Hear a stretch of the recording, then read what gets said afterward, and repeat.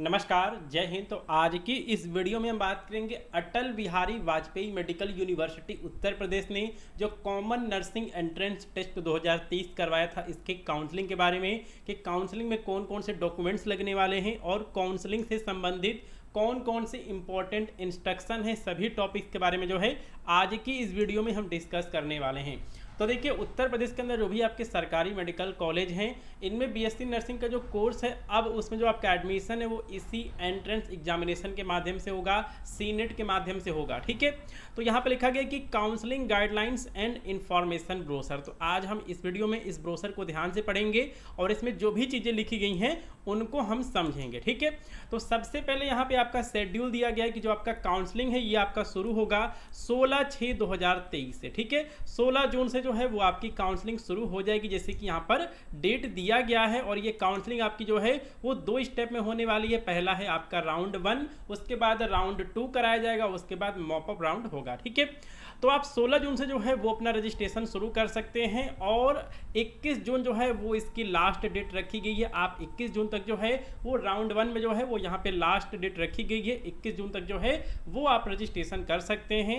End of choice filling, उसमें जो भी आपके कॉलेज वगैरह होंगे उनको आपको चॉइस करना होगा कि आप कौन सा कॉलेज पहले चाहते हैं। तो इसकी जो डेट है वो दी गई है 22 जून 2023। तो 22 जून तक जो है वो आप अपनी यहाँ पे कॉलेज जो है उसको फिल कर पाएंगे। उसके बाद देखिए, उसके बाद सीट एलोकेशन होगा, यानी कि आपको सीट दिया जाएगा। आपने जो भी यहाँ पे चॉइस फिलिंग की होगी और जो भी आपका रैंक होगा, जो भी आपका नंबर होगा, उसके अकॉर्डिंग जो है वो आपको सीट दी जाएगी। तो 25 तारीख को जो है वो आपको यहाँ पे पता चल जाएगा। 25/6/2023 को जो है वो यहाँ पे दिया गया है। उसके बाद आप यहाँ पे उसको यहाँ पे एक्सेप्ट कर सकते हैं और आगे का एडमिशन प्रोसेस जो है वो शुरू कर सकते हैं। तो ये आपका 26/6/2023 से लेके 5/7/2023 तक जो है वो दिया गया है। कहने का मतलब ये है कि 16 जून से जो है वो आप यहाँ पे काउंसलिंग के लिए रजिस्ट्रेशन कर सकते हैं। जो उसकी लास्ट डेट है वो यहाँ पर 21 जून दी गई है और चॉइस फिलिंग जो है वो आप यहाँ पे 22 तक कर सकते हैं। और जो यहाँ पे सीट अलॉटमेंट जो होगा उसका जो यहाँ पे अनाउंसमेंट है वो आपको 25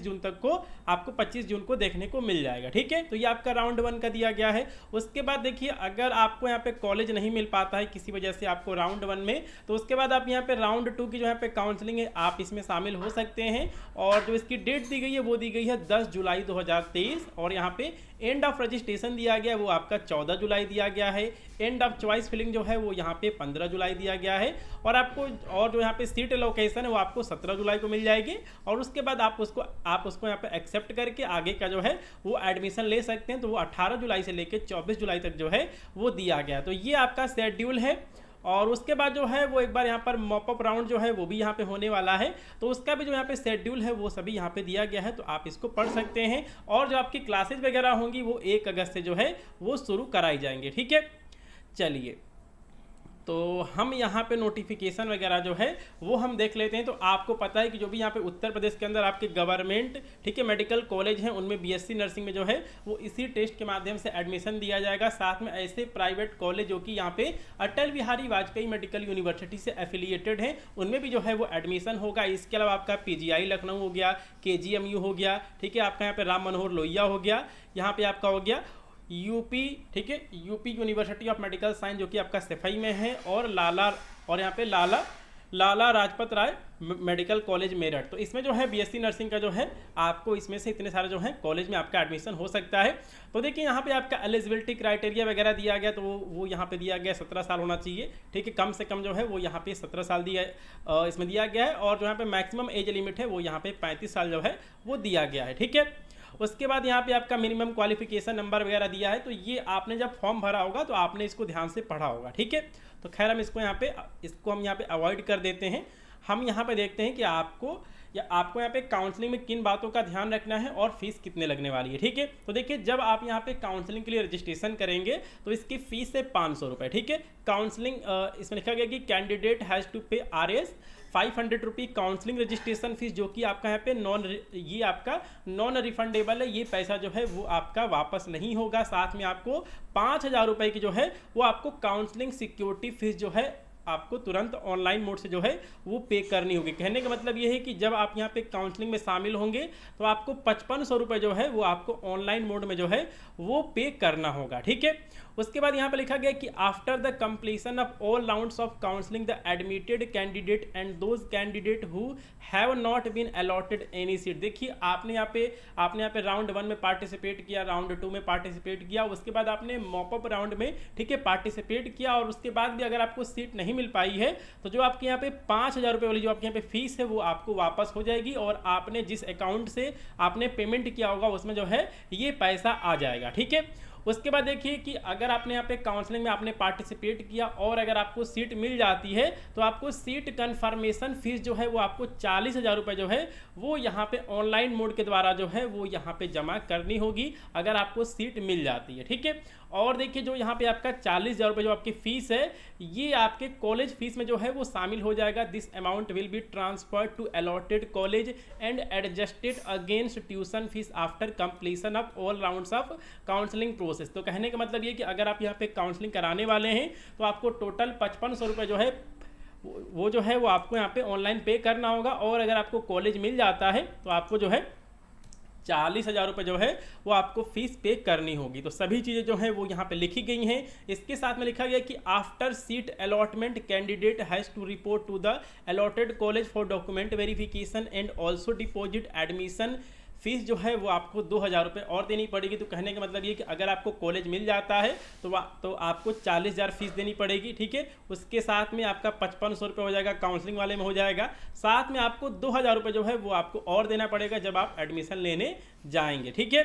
तो ये सभी चीज़ें जो हैं वो यहाँ पे दी गई हैं। इसके बाद यहाँ पे लिखा गया है कि अगर आपको सीट मिल जाती है और आप उस कॉलेज में एडमिशन नहीं लेते हैं तो क्या होगा, जो आपका पैसा है वो पूरा जब्त कर लिया जाएगा, यानी कि 40,000 हो गया, ठीक है। साथ में आपका 5,000 रुपये जो है ये आपका टोटल जो है वो जब्त कर लिया जाएगा, ये आपका नॉन रिफंडेबल हो जाएगा, ठीक है। तो अगर आपको यहाँ पे कॉलेज मिल जाता है, सीट मिल जाता है तो आपको लेना पड़ेगा, ठीक है।